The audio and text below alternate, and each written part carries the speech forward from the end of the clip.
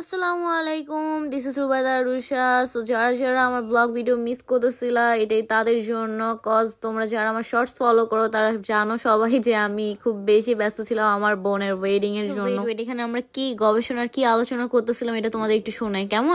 তারপরে কাড়ি খাওয়ামো খাওয়ানোর পাঁচ সব খেয়াল কাড়ি আছে খালি কাড়ি খাওয়াই দি।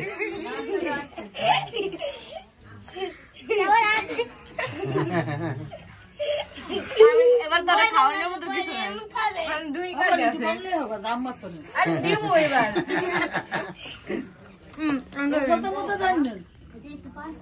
পান তো আনছি রে ভাবি, খাইলে কথা কম খাও, খাই নাই মানে একটু না মানে তোমরা খাই না খাইলে খাইবো কেটা আনছি তুমি বলে পান। এই তো হলুদ কমপ্লিট ডান।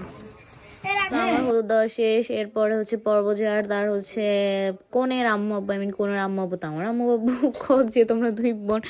সো প্রথমে আম্মুর আমি বলছিলাম তুমি খাওয়া দাও বাট না, আম্মু লজ্জা পেতেছিল, তো আব্বু বলতেছিল আচ্ছা ঠিক আছে আমি আগে করে ফেলি। এরপর আর কি গায়ে হলুদের নিয়ম মোতাবেক হচ্ছে মিষ্টি বা আঙুর যা সামনে থাকে এগুলো একটু খাই দিতে হয় হলুদ লাগানোর পরে। সো আপুর যেহেতু এক খাবার খাইতে খেতে খুবই বোর লেগেছে, ও বলতেছিল যে ও খাবে না, কিন্তু আব্বু বলতেছিল আজকে তোমারই খাওয়ার দিন, তাই হচ্ছে জোর করতেছিল খাওয়ার জন্য। আম্মু আব্বু যখন গায়ে হলুদ লাগাচ্ছিল ব্যাকগ্রাউন্ডে হচ্ছে গান বাজতেছিল, যার জন্য আমি তোমাদের হচ্ছে কনভারসেশনটা শোনাতে পারলাম না। ওদের কনভারসেশন শুনলে হচ্ছে তোমরা বুঝতে পারতা, তাই আমি নিজে বলে দিলাম ওরা কি কি বলছে না বলছে, কারণ গান সহ দিলে তো আবার জানোই কি ঘাপলা হবে। তারপর আমি আম্মুকে বললাম যে তুমি একটু হলুদ লাগাই দাও, যেহেতু নিজের মেয়ের বিয়ে এত কাজ করতে করতে শাড়ি পরার সুযোগটা পর্যন্ত পায় নাই, তো একটু হলুদ লাগাও, ফর্মালিটি কাজকর্ম শেষ করো। আর এই তো এখানে সবাই হচ্ছে ওয়েট করতেছিল এক এক করে হলুদ লাগানোর জন্য। আমি ভাবি বাবারে বাবা, আমিও তো একসময় বিয়ে করবো, তখন কি আমার এইভাবে সবাই হলুদ লাগাতে আসবে, কি একটা বিরক্তি করো। মাই গড, খুবই আসলেই ধৈর্যের ব্যাপার, যেটা বলার মতো না। তো আম্মা আব্বুর হলুদ লাগানোর পরে বললাম নানিকে হচ্ছে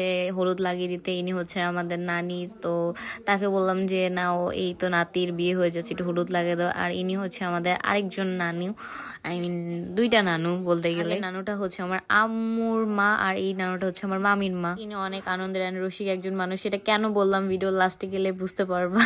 এন্ড এটা হচ্ছে আমার মামাতো বোন, যে কিনা খুবই লাজুক, মানে আপু বলতেছিল যে নে আমাকে খাওয়াই দে, আমাকে হলুদ লাগাই দে, মানে বলে বলে করতেছিল, না বলা পর্যন্ত বসেছিল। তো অনেক ছোট, তো অনেক কিছু যায় না, তাই আপুই নিজে নিজে বলতেছিল যে এটা কর, এটার পর এটা কর, এটার করে ওটা কর। ইভেন আমি পর্যন্ত অফ ক্যামেরা বলে দিতেছিলাম। এন্ড যেহেতু আমার বোনের আমার অনেক কাজ করতে হয়েছে, আমি এদিক ওদিক অনেক দৌড়েছি, যার জন্য আমি খাওয়ার সময়টুকু পাইনি, সুযোগটুকু পাইনি। তাই আম্মু মাঝে এসে আমার হচ্ছে খাওয়াই দিচ্ছিল।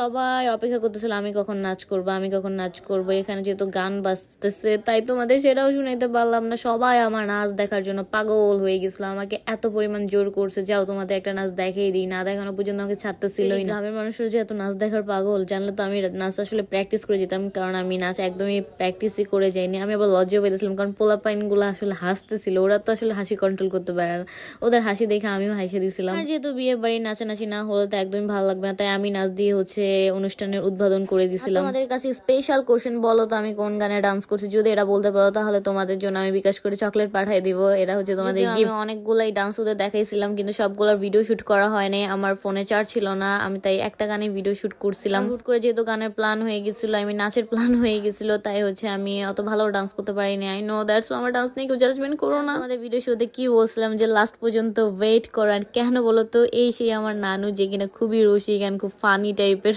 মানুষ। আমাদের হলুদ সন্ধ্যা একদম পুরো মাতিয়ে ফেলছিল, সে এত সুন্দর ডান্স করতে পারবে, তার এই বয়স এত এনার্জি, জাস্ট বলার মতো না। আমরা লিটারালি হাসতে হাসতে পাগল হয়ে যাচ্ছিলাম তার ডান্স দেখে। সে আসলে আমাদের বিনোদন দেওয়ার জন্য তার এই সুন্দর ডান্সটা আমাদের উপভোগ করছে। আর ওই দিকে দেখো বউ উপভোগ করতেছে, বউকে বলছি তুই একটা নাচ দিয়ে দে, বাট বউ ডান্স পারে না। সবাই দেখো তার ডান্স কি মন প্রাণ ভরে উপভোগ করতেছিল, আর সে তো পুরো গান শুনে পাগল হয়ে যেতেছিল। যদিও আমি বক্স নিয়ে যেতে পারিনি, সামনে একটা সাউন্ড বক্সের সাউন্ডে তার এই অবস্থা। তারপর আরেকজন স্পেশাল মানুষের ডান্স দেখাবো, এ হচ্ছে আমাদের কালাখালা। সবাই তাকে কালাখালা বলেই ডাকে, তাই আমিও তাকে কালাখালি বলে ডাকি। তাদের ডান্সের এনার্জি, ও মাই গড, আমি ফেল। তাদের ডান্সের সামনে আসলে আমি কিছুই না, আমি নাচতেই পাই না, এরকমই মনে হইতেছিল।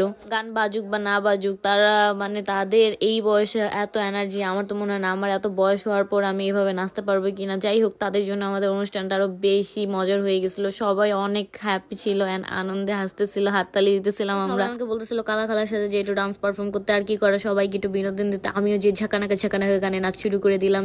ও অবভিয়াসলি এই গানটা কি বলতো আছে, এই গানটা হচ্ছে সবাই গেস করতে পারে, লুঙ্গি ডান্স গান ছিল। তাই হচ্ছে আমরা তো লুঙ্গি পরতে পারি না, আমরা শাড়ি দিয়ে লুঙ্গি ডান্স দিয়ে ফেলছিলাম। তো আমার কোনো পার্টনার ছিল না, তাই আমি আমার কালা খালাকে আমার পার্টনার বানায় ফেলছিলাম সবাইকে বিনোদন দেওয়ার উদ্দেশ্যে। তোমরা হচ্ছে আমার কমেন্ট করে জানাবা আমার কালা খালার কাপল ডান্সটা কেমন হইলো। এন্ড আমি হচ্ছে বিয়ের আন বউ ভাতের ব্লগটা খুব তাড়াতাড়ি আপলোড করার ট্রাই করবো, যদিও ওইভাবে আমি ব্লগ করতে পারিনি বিয়ের চাপের জন্য, বাট যতটুকু শুট করছি তোমাদের সাথে সেটা শেয়ার করবো। ততক্ষণ পর্যন্ত তোমরা ভালো থাকো, আমার পাশে থাকো, like comment share and subscribe করতে একদমই ভুলবা না কিন্তু।